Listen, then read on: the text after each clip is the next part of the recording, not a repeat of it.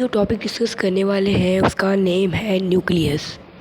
पहले तो ये न्यूक्लियस को डिस्कवर किसने किया? इसके न्यूक्लियस को डिस्कवर रॉबर्ट ब्राउन ने किया 1831 में। उसके बाद न्यूक्लियस जो एनिमल सेल में सेंटर में पाया जाता है और प्लांट सेल में एक साइड में पाया जाता है। क्योंकि साइड में इसलिए पाया जाता है क्योंकि वो जो वैक्यूल होता है उसकी साइज़ लार्ज होती है और वो न्यूक्लियस को एक धिक्का दे देती है और उसको साइड में कर देती है। उसके बाद अगर एक सेल जिसमें एक न्यूक्लियस हो उसको हम कहेंगे यूनिन्यूक्लिएटेड। अगर एक सेल जिसमें दो न्यूक्लियस हो तो उसको कहेंगे डाइन्यूक्लिएटेड। अगर एक सेल उसमें बहुत सारे न्यूक्लियस हो तो उसको हम कहेंगे मल्टी न्यूक्लियोटाइड।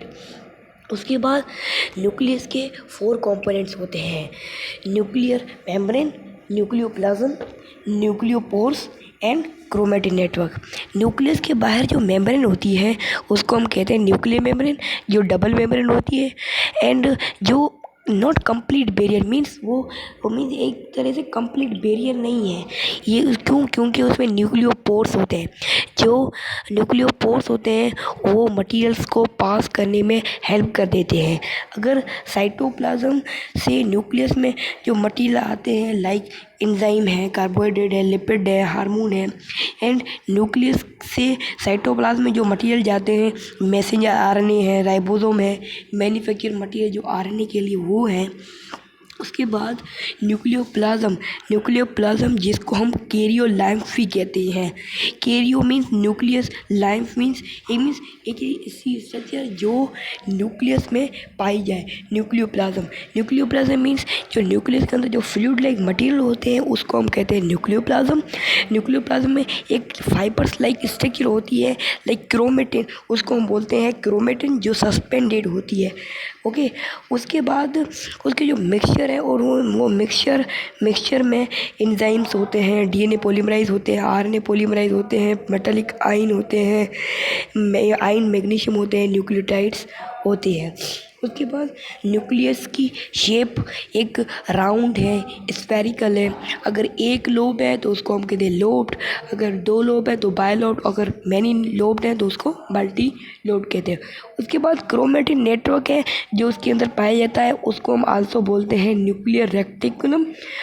जो आखिरकार वो किस पे कनेक्ट हो जाते हैं? क्रोमोसोम में।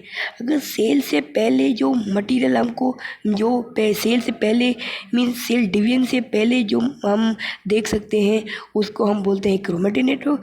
एंड सेल डिवीजन के दौरान हम जो विजिबल है वो इसका मतलब यही है कि जो क्रोमैटिन नेटवर्क है वो सेल डिवीजन से बिफोर उसको विजिबल कर सकते हैं और जो क्रोमोसोम है उसको हम ड्यूरिंग सेल डिवीजन से विजिबल है।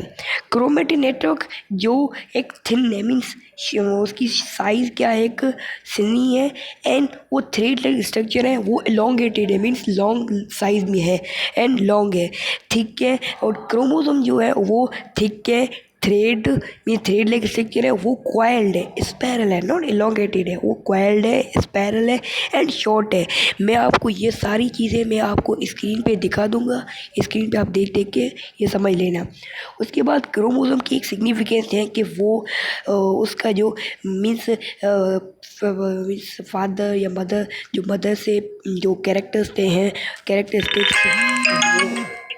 हैं वो ट्रांसफ़र होते हैं या इनहेरिट होते हैं फ्रॉम जनरेशन टू जनरेशन, ठीक है, थ्रू जीन्स। एंड जीन्स भी क्या होते हैं? क्रोमोसोम पे लोकेटेड होते हैं। उसके बाद मैं एक ऐसी शेप को डिस्क्राइब करने वाला हूँ जो आई थिंक वो मेरे ख्याल से वो बहुत इम्पोर्टेंट है और मैं आपको स्क्रीन पे दिखा दूँगा। वो है कि अगर हम 2 क्रोमेटिड्स को जोड़े मीन 2 क्रोमेटिड को हम साथ में मिलाएं तो वो ऐसी पॉइंट जहाँ पे वो मिलते हैं उसको हम बोलते हैं centromere. Centromere means two chromatids held together. And जो दो क्रोमेटिड्स वो जो सेंट्रोमेयर पे हेल्ड टुगेदर होते हैं उस दोनों क्रोमेटिड्स को हम सिस्टर क्रोमेटिड्स भी बोलते हैं। उस पे जीन्स भी होते हैं और उस जीन्स को जीन को बोलते हैं जीन है स्पेसिफिक मीन जीन की स्पेसिफिक पोजीशन होती है, उस पोजीशन को हम कहते हैं लोकस। एंड अगर दो जीन है तो दो जीन एक क्रोमेटिड पे हैं तो उस दोनों जीन में जो जेनेटिक मटेरियल होगा वो क्या होगा, सेम होगा। लाइक अगर हम एग्जांपल करें जो फ्रूट फ्लाई है, स्वीट पी है, कॉर्न है, ह्यूमन है। फ्रूट फ्लाई में 8 क्रोमोसोम है, स्वीट पी में 14 क्रोमोसोम है, कॉर्न में 20 क्रोमोसोम है, ह्यूमन में 46 क्रोमोसोम है। अगर हम टाइप्स की बात करें on the basis of centromere तो उसके 4 टाइप है, मेटासेंट्रिक, सब मेटासेंट्रिक, टेलोसेंट्रिक, सब टेलोसेंट्रिक।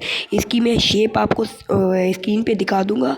मैं आपको सिखा देता हूँ कि ये क्या होती है। मेटासेंट्रिक में जो सेंट्रोमेयर वो जो क्रोमेटिड्स होते हैं उसके बीच में पाया जाए, उसमें दोनों आर्म क्या हुए इक्वल है, उसकी शेप होती है वो क्या होती है वी शेप्ड। ये आप नोट कर लें।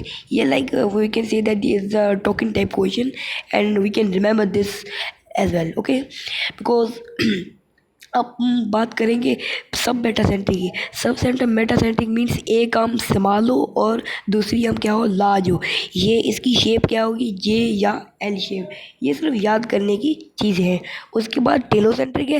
टेलोसेंट्रिक मीन्स जो सेंट्रोमेयर एंड में पाया जाए, मीन्स जो सेंट्रोमेयर की जो पोजीशन हो वो एंड में पोजीशन हो। इसकी जो रॉड शेप होती है और इसकी shape I think I shape बन जाती है।